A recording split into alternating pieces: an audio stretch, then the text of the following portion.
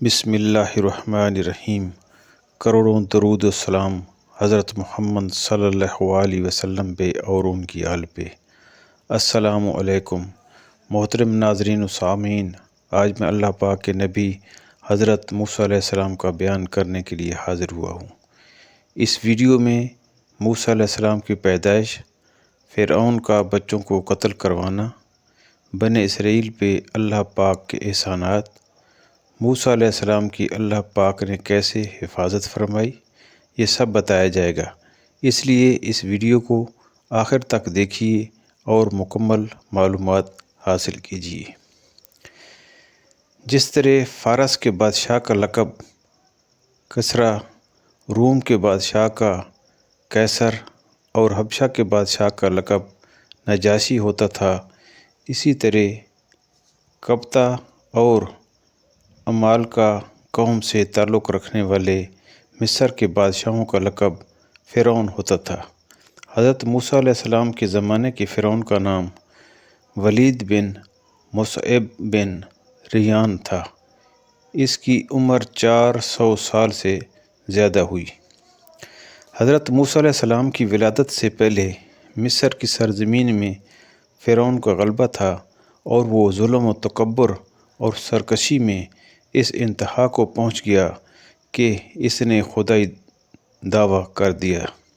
مزید یہ کہ فرعون نے اہل مصر کے مختلف گروہ بنا کر ان کے درمیان فسادات، عداوتیں ڈال کر تقسیم کر دیا۔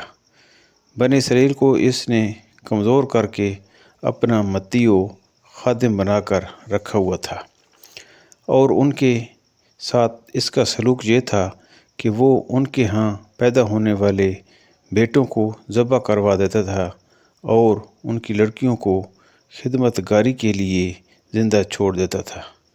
بیٹوں کو ذبح کروانے کا سبب یہ تھا کہ ایک بار فرعون نے خواب دیکھا کہ یہ بیت المقدس کی طرف سے ایک آگ آئی اور اس نے مصر کو گھیر کر تمام قبطیوں کو جلا ڈالا، جبکہ بنی اسرائیل کو کوئی نقصان نہیں ہوا۔ اس خواب سے اسے بڑی وحشت ہوئی اور جب کہنوں سے تعبیر پوچھی تو انہوں نے کہا کہ بنی اسرائیل میں ایک بچہ پیدا ہوگا جو تیری ہلاکت اور بادشاہت کے زوال کا سبب بنے گا۔ یہ سن کر فرعون نے حکم جاری کر دیا کہ بنی اسرائیل میں جو لڑکا پیدا ہو اسے قتل کر دیا جائے۔ یہ اس کی انتہائی حماقت تھی، کیونکہ اگر وہ اپنے خیال میں کہنوں کو سچا سمجھتا تھا تو یہ بات ہونی ہی تھی، تو لڑکوں کو قتل کر دینے سے کوئی نتیجہ نہ ملتا، اور اگر وہ انہیں سچا نہیں جانتا تھا تو یہ اس کے نزدیک ایک لغو بات تھی، اور صرف ایک لغو بات پر لاکھوں بچوں کو قتل کرنا کسی طرح درست نہ تھا۔ فرعون نے تو بنی اسرائیل کو کمزور بنا کر رکھا ہوا تھا، لیکن اللہ پاک نے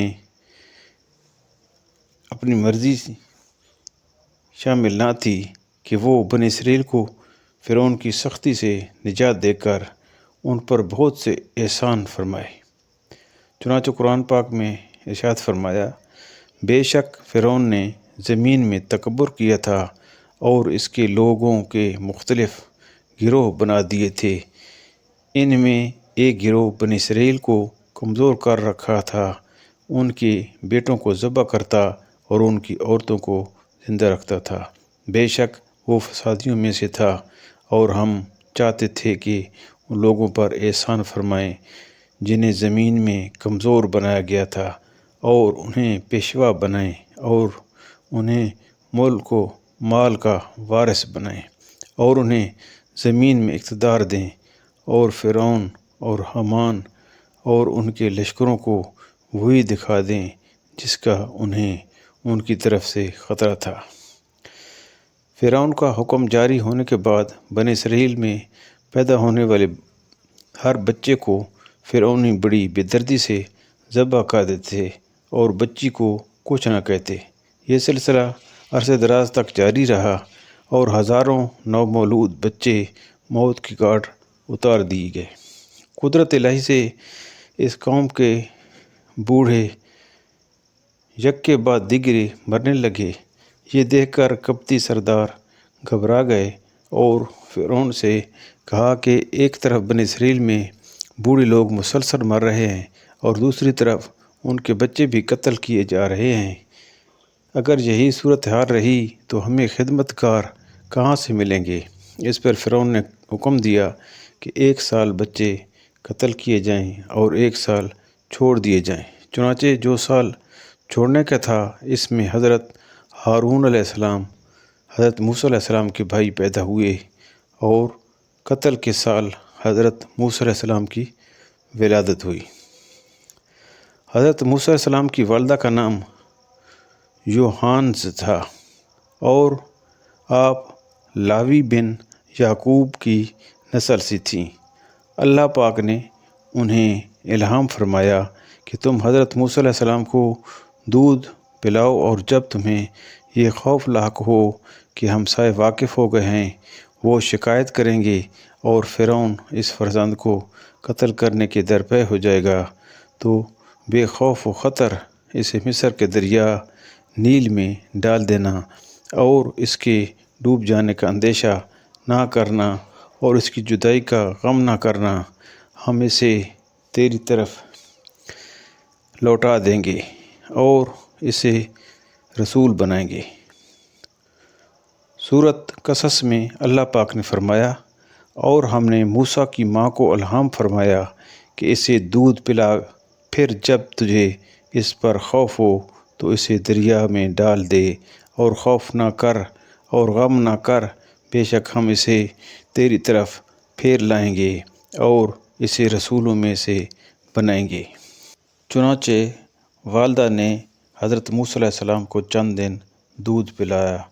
آپ کی بہن کے سوا اور کسی کو آپ علیہ السلام کی ولادت کی اطلاع نہ تھی، لیکن جب کچھ دن بعد والدہ کو فرعون کی طرف سے اندیشہ ہوا تو انہوں نے ایک صندوق بنایا، اس میں روئی بچھائی، حضرت موسیٰ علیہ السلام کو اس میں رکھ کر صندوق بند کیا اور اس کی درازیں روغن قیر سے بند کر دیں، پھر اسے دریائے نیل میں بہا دیا۔